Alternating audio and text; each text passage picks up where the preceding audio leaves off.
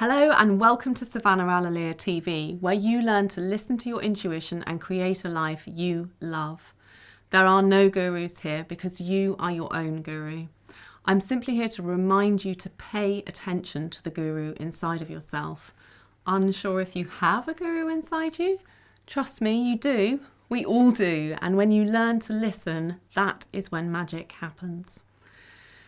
Literacy is described as the ability to read and write. It's taught to most of us from a young age. But how many of you are aware of what I call emotional literacy? This has nothing to do with knowing your ABCs and everything to do with knowing how you feel. Emotional literacy is a phrase attributed to psychotherapist Claude Steiner, who described it as the ability to understand your emotions, the ability to listen to others and empathise with their emotions, and the ability to express emotions productively.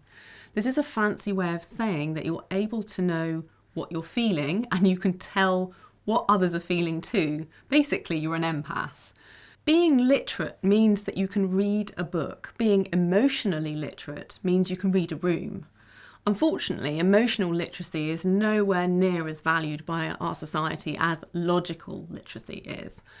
Society encourages and rewards the use of the logical part of your brain. It starts very early at school. Beside all the tests that kids study for every day, there are spelling bees and science fairs, the math Olympics in the States, and a ton of other competitions where kids are rewarded with ribbons and trophies for using the logical part of their brains. Now, this is all well and good, but where's the trophy for being able to tell when someone is upset and needs support? Where's the blue ribbon for knowing when you've been hurting somebody's feelings and need to apologise to them? How about an award for knowing when someone is having a rough time and baking them cookies? Or gluten-free muffins in my case. You'll find a delicious recipe in my book, Human Food 101. Seriously though, the fact is most people are unaware of the existence of such a concept as emotional literacy, let alone place any value on it. But just imagine what the world would look like if emotional literacy was encouraged and rewarded as much as logical abilities. If empaths were the norm and people were open and sincere with each other and themselves. If everyone were present in each moment and in right relationship with themselves, with each other and with the world around them. If each person behaved in a way that was in the best interests of everybody involved. Can you imagine how the results of this emotional literacy would ripple out through the world? That sounds like a pretty freaking amazing world to live in, if you ask me. But where do you start? Should we be going around giving out gold stars and prizes to people who can tell when they need to apologise for being an arsehole? I wonder if that might be kind of awesome. I might order some gold star stickers and think about that later. Anyway, seriously, how do you begin to flex your emotional literacy muscles? According to Steiner, there are 5 parts to emotional literacy. Number 1, knowing your own feelings. This is a pretty straightforward one, or it should be. Are you able to identify what you're feeling at any given moment? Do you ask yourself daily and regularly how you feel? About both good things or things that irritate you? Are you honest with yourself? Start by keeping what I call a fuck it journal, where you write your feelings in full, however they come out of you. Say, fuck it to worrying about spelling or making it sound grammatically correct. Just let the words flow out of you. Number 2, having a heartfelt sense of empathy. If you're here reading or watching this blog, then chances are you're a fellow empath. So I'm assuming you're aware of the feelings of those around you and you can read the emotions in a room and intuitively know how people are feeling. Being an empath makes you a natural and unmanipulative leader, and you strongly desire the best outcome for all in the situation. Ask yourself how you can support others to meet the best version of themselves, where they find themselves and in a way where they are doing it. Learn to ask good questions. We all know there are no dumb questions, only dumb people. I'm kidding, sorry.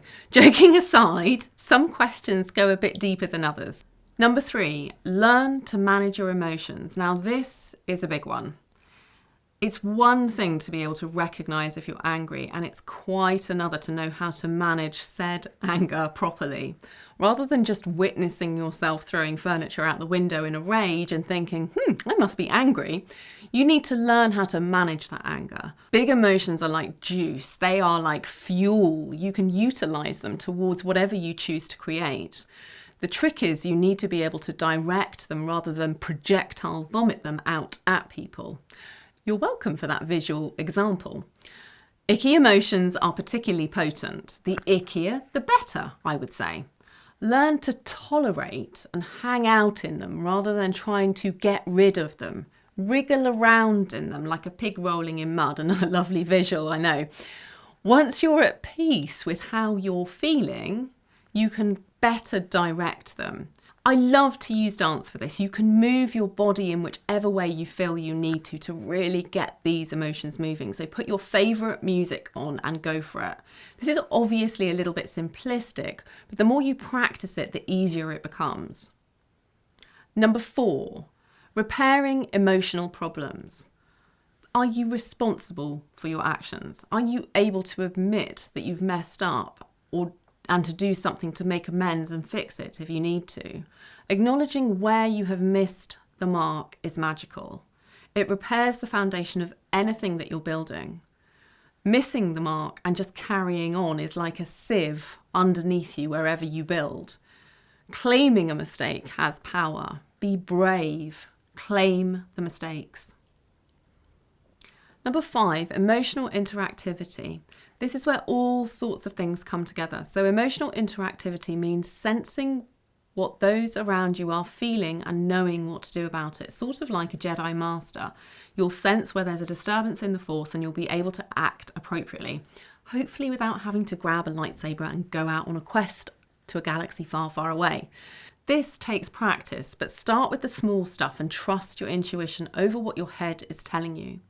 Being present wherever you are will support your ability to respond. Orientate yourself in your space, the room you find yourself in, the chair that you're sitting in. Be present.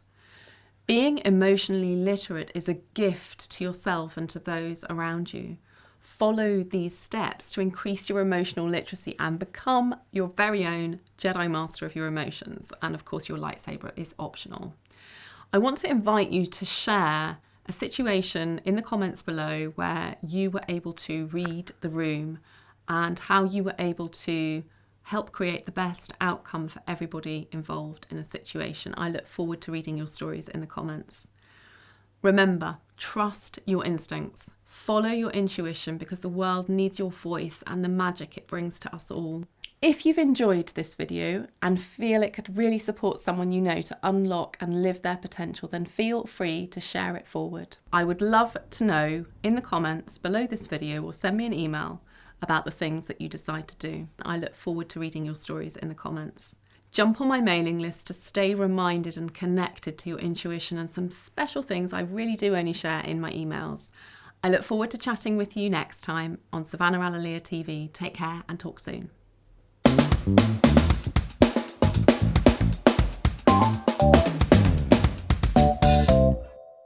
But where do you start? Should we be going around giving out gold stars and prizes to people who can tell when they need to apologise for being an arsehole? Sorry, let's start again.